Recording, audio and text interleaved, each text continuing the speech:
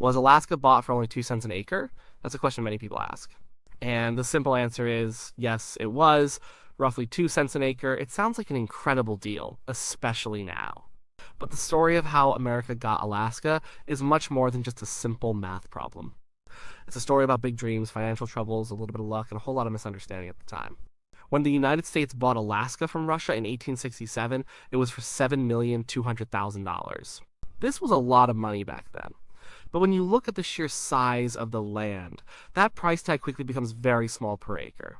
Most people in America at the time thought it was a terrible purchase. They called it Seward's Folly and Seward's Icebox. They thought the country had just bought a vast, frozen wasteland. But history has a funny way of proving people wrong. Let's break down how this massive deal came to be, what everyone thought about it, and what it really meant for the future. And I let that tiny 2-cent price tag ended with, look at why Russia wanted to sell, why America. So, was Alaska truly purchased for only 2 cents an acre? Yes, it absolutely was. When you take the purchase price of $7,200,000 and divide it by the enormous number of acres in Alaska, the cost comes out to just under 2 cents per acre. It's one of those historical facts that often feels too good to be true, like some kind of myth. But it's not a myth at all. It's a plain, simple calculation based on the actual figures of the deal. The United States paid Russia $7,200,000 for a landmass that totals approximately 375,295,360 acres. If you do that math, $7,200,000 divided by 375,295,360, you get about $0.01918 per acre. That rounds up to just under 2 cents. This number, 2 cents an acre, is what makes the purchase of Alaska so famous, or infamous, depending on how you look at it. It's what most people remember about the deal. It highlights the incredible scale of the land involved and the relatively small sum paid for it. But to just stop there, at the 2-cent figure would be missing almost the entire story. The price per acre is just one small piece of a much larger, more interesting puzzle. The simple math hides the complex reasons behind the sale, the doubts and arguments that surrounded it, and the very different ways people viewed it at the time. Imagine buying a piece of property today for 2 cents an acre. It's almost impossible to picture. Even the cheapest, most remote land costs much, much more. That's why the Alaska purchase often gets talked about with a sense of wonder, or even disbelief. It seems like such an obvious bargain now, looking back. But in 1867, things were very different. The United States was just recovering from a devastating civil war. Money was tight. There were huge domestic problems to solve, and Russia, the seller, was a distant empire with its own set of problems. Neither side was acting purely for the reasons we might assume today. The purchase wasn't just some casual transaction. It was a significant diplomatic event happening in a world that was rapidly changing. It involved powerful figures with very different visions for their countries. It was a gamble for both sides. For Russia, it was a way to solve a growing problem and get some much-needed cash. For the United States, it was largely the brainchild of one man, Secretary of State William Seward, who had a grand vision for America's future that few others shared at the time. Most Americans simply didn't see the value in a cold, distant territory that seemed to offer nothing but ice and snow. So, while the 2 cents an acre figure is a factual and striking detail, it's just the beginning of understanding the Alaska purchase. It sets the stage for a deeper look into the motivations, the negotiations, the public reaction, and the eventual impact of what turned out to be one of the biggest and most important land deals in history. This little number, this tiny fraction of $1 per acre, has come to symbolize everything about the deal: the vastness of the land, the cheap price, and the short-sightedness of those who couldn't see its true potential. But to really grasp it, we need to go back in time and understand why anyone would sell such a huge piece of land so cheaply, and why anyone would buy it. To understand why Alaska was sold for such a low price, we have to look at Russia's situation in the mid-19th century. Russia was a massive empire, but it was also a struggling one. Just a few years before the Alaska deal, Russia had fought the Crimean War against a strong alliance of Britain, France, and the Ottoman Empire. But Russia lost that war, and it hit them hard. The war was expensive, it exposed weaknesses in their military, and it left the country with serious financial problems. They were looking for ways to cut costs and consolidate their resources. Their North American territory, known as Russian America, seemed like a perfect place to do that. And managing Russian America was a huge headache for the Tsar's government. It was incredibly far away from St. Petersburg, the Russian capital. Think about how long it would take to send messages, supplies, or troops all the way across Siberia and then across the Pacific Ocean. It was a logistical nightmare. The territory was vast and largely undeveloped, with harsh weather in many parts. It was mostly inhabited by native Alaskans and a relatively small number of Russian fur traders and missionaries. The main economic activity was fur trapping, particularly for sea otters, but by the 1860s the fur trade had declined significantly. The animals had been overhunted and the profits were dwindling. The territory was becoming more of a drain on Russia's treasury than a benefit. There was also a real fear of losing Alaska in a future conflict. Russia saw Britain, a powerful rival, expanding its influence in North America, particularly through Canada. The Russians worried that if another war broke out with Britain, they wouldn't be able to defend Alaska. Britain's navy was much stronger, and its presence in the Pacific was growing. If they couldn't defend it, they reasoned, why not sell it and get some money for it instead of potentially losing it for nothing? Selling it to a friendly power like the United States seemed like a sensible move. It would put a buffer between them and Britain, and it would give them some much-needed cash. Tsar Alexander II and his advisors felt that selling was the most strategic way to handle a distant and undefendable asset. Now, let's look at America's side. Did America desperately want to buy Alaska? Not really. Not most people, anyway. The country had just finished the Civil War, which was the bloodiest conflict in its history. Millions of lives were lost, and the nation was deeply divided and in massive debt. Reconstruction was underway, trying to rebuild the South and integrate formerly enslaved people into society. Most Americans had their minds on domestic issues. A remote, frozen territory thousands of miles away was the last thing on their minds. However, there was one very important person who had a different vision, Secretary of State William Seward. Seward was a firm believer in American expansion. He had a grand idea of a growing American empire, especially in the Pacific. He saw the potential for trade with Asia and believed that America needed more ports and influence in that region. He had tried to buy other territories before, like Hawaii and parts of the Caribbean, but without success. When Russia hinted that it might be willing to sell Alaska, Seward saw his chance. He wasn't thinking about gold or oil. Those resources were largely unknown then. He was thinking about strategic advantage, about preventing other European powers from getting a foothold in North America, and about expanding American commercial reach. Seward faced an uphill battle. Most Americans, and many politicians, thought his idea was crazy. They called it Seward's Folly, Seward's Icebox, and Marusha. They pictured a barren land of icebergs and polar bears, offering nothing of value. They argued that America had enough land already and should focus on settling its existing territories. They also pointed to the massive national debt from the Civil War. Why spend more money on a useless piece of land? The timing seemed all wrong, but Seward was persistent. He believed in the long-term vision. He saw past the immediate challenges and imagined a powerful United States stretching across the continent and beyond, a major player on the world stage. So, on one side, you had a struggling Russian empire eager to offload a distant, unprofitable, and indefensible territory for cash. On the other, you had a war-weary America, mostly uninterested but led by a visionary Secretary of State who saw strategic value where others saw only ice. These contrasting situations set the stage for one of history's most fascinating and misunderstood land deals. The Russia needed the money and wanted to avoid losing the territory for free. America, or at least Seward, wanted to expand its reach and secure its future in the Pacific. It was a deal born out of necessity for one and ambition for the other, with very little popular support in the country that was doing the buying. The process of actually making the Alaska purchase happen was surprisingly quick, especially the negotiations part. The Russian minister to the United States, Eduard de Stoichkol, was the main contact for Russia. He had been given instructions by Tsar Alexander II to discreetly offer the territory for sale to the American government. Stoichkol was good at his job. He understood American politics and knew how to work with key figures. He approached William Seward, the U.S. Secretary of State, who, as we know, was very keen on the idea. The negotiations really picked up speed in March of 1867. On the evening of March 29th, Seward invited Stoichkol to his home. They talked late into the night. Seward was eager to close the deal before the U.S. Congress adjourned, which was just a few days away.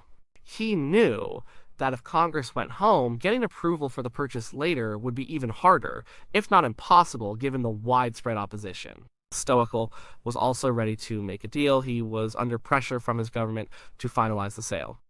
The two men negotiated for hours. The initial offer from Russia had been for around $5 million. Seward wanted to pay less, but he also wanted to ensure the deal went through. Eventually, they settled on a price $7,200,000. It was a substantial sum for the time, more than $140 million in today's money. After they agreed on the price, Seward famously declared, "We must sign it tonight." It was an all-night affair. Clerks were called in to draft the treaty documents in the early hours of March 30th, 1867. The treaty was signed at 4 o'clock in the morning, right there in Seward's office. This speed was remarkable. It showed Seward's determination and Stoeckel's efficiency. They knew they had to act fast before public opinion or political opposition could derail the agreement. The treaty officially transferred the territory and dominion of Alaska from Russia to the United States. It included all the land, buildings, and claims except for private property, which was quite limited. With the signatures dry, the formal part of the deal was done. Now, let's go back to that 2 cents an acre calculation. How do we get there? Alaska is huge. It's the largest state in the United States by far. Its area is about 586,412 square miles. To convert square miles into acres, you multiply by 640 because there are 640 acres in 1 square mile. So, 586,412 square miles multiplied by 640 acres equals approximately 375,200,000 acres. So, yes, the calculation is accurate. The United States paid roughly 2 cents for every single acre of land in Alaska. It's a staggering figure when you think about it in terms of real estate value, but even with the treaty signed, the deal wasn't done. The American public and many in Congress were far from thrilled. The newspapers erupted with ridicule. Terms like Seward's icebox, Russia, and President Johnson's polar bear garden filled the pages. Critics argued that the land was worthless, too cold to settle, and too far away to manage. They painted pictures of vast, empty tundras and endless snow. They worried about the cost of administering such a distant territory and the expense of keeping it safe. The Civil War debt was still a fresh wound, and many felt that spending $7,200,000 on a frozen wilderness was an outrageous waste of taxpayer money. The fact that the treaty was signed in the dead of night so quickly and with little public discussion beforehand only fueled suspicion. People wondered what the rush was, what secrets Seward was keeping. They suspected foul play or a desperate attempt by Seward to make a mark, even if it meant saddling the country with a colossal white elephant. This initial reaction was incredibly negative. Most Americans simply couldn't see the value in what their government had just bought. They focused only on the costs and the perceived uselessness of the land, entirely missing the strategic importance or the hidden wealth that lay beneath its frozen surface. The deal was done, but the battle for public and congressional approval was just beginning. Even after William Seward and Edward de Stoeckel signed the treaty in the early hours, the deal was far from sealed. For the purchase to become official, the U.S. Senate had to ratify the treaty. Then, the House of Representatives had to approve the money to actually pay Russia. This wasn't a given, especially with so much public doubt and ridicule circulating. Seward went to work immediately. He began to lobby senators, trying to convince them of the purchase's wisdom. He presented his arguments carefully. He talked about the strategic advantages of acquiring Alaska. He stressed that it would prevent other European powers, particularly Great Britain, from expanding further into North America. He highlighted the potential for expanding American trade routes across the Pacific, opening doors to Asia. He also emphasized the importance of maintaining good relations with Russia, which had been generally friendly towards the Union during the Civil War. The Seward even downplayed the immediate financial gains, focusing more on long-term national interest and prestige. He argued that it was a unique opportunity that might never come again. Despite the jokes and the criticism, Seward's efforts paid off in the Senate. Many senators, perhaps seeing the strategic implications or simply trusting Seward's judgment, voted in favor. The Senate ratified the treaty on April 9, 1867, just 10 days after it was signed. This was a relatively quick approval for such a significant land acquisition, but the real struggle came with the House of Representatives. They were the ones who held the purse strings. They had to appropriate the $7,200,000, and they were much more divided and influenced by public opinion, which remained largely negative. The House dragged its feet for over a year. Debates were heated and long. Many representatives simply couldn't justify spending such a large sum on what they still saw as a barren wasteland.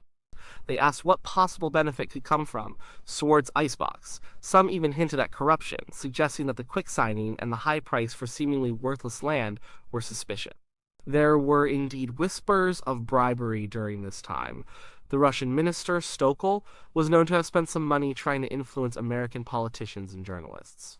He claimed it was for necessary expenses and secret service funds, essentially greasing the wheels to ensure the appropriation passed. While concrete proof of direct bribery might be elusive, the fact that such allegations circulated highlights the contentious nature of the deal.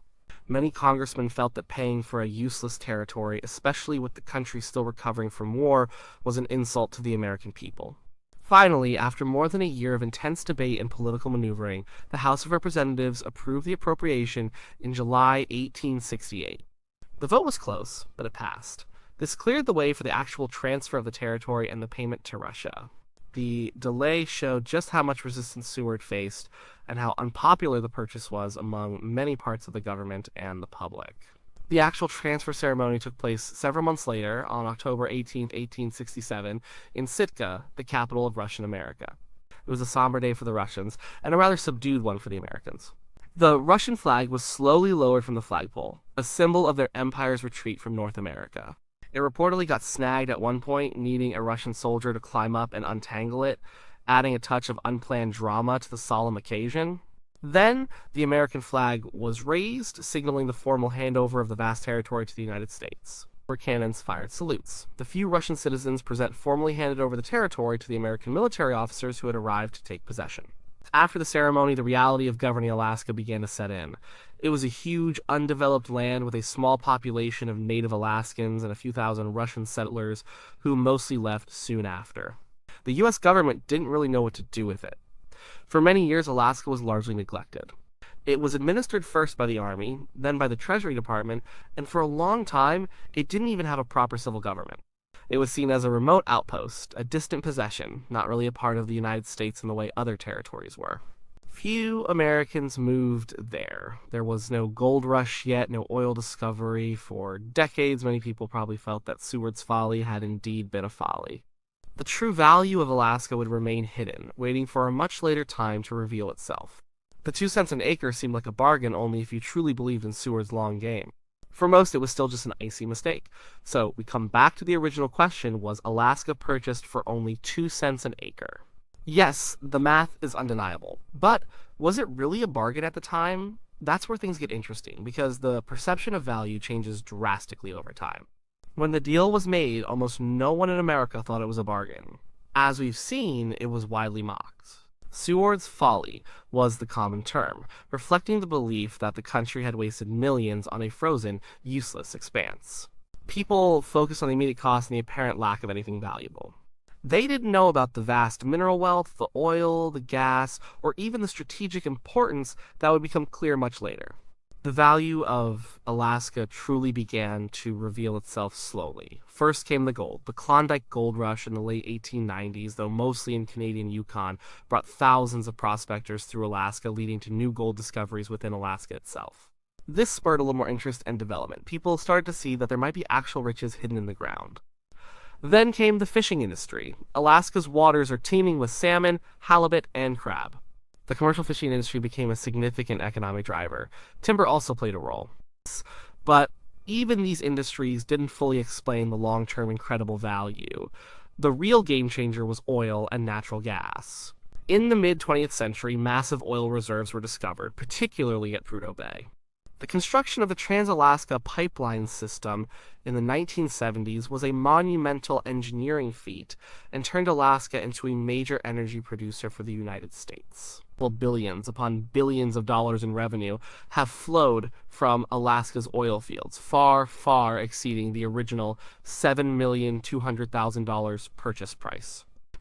To give you an idea, the Alaska Permanent Fund, which is a state-owned investment fund that gets a portion of the state's oil revenues, now holds over $80 billion. And every year, many Alaskans receive a Permanent Fund Dividend PFD, a payment from the fund's earnings, just for being residents.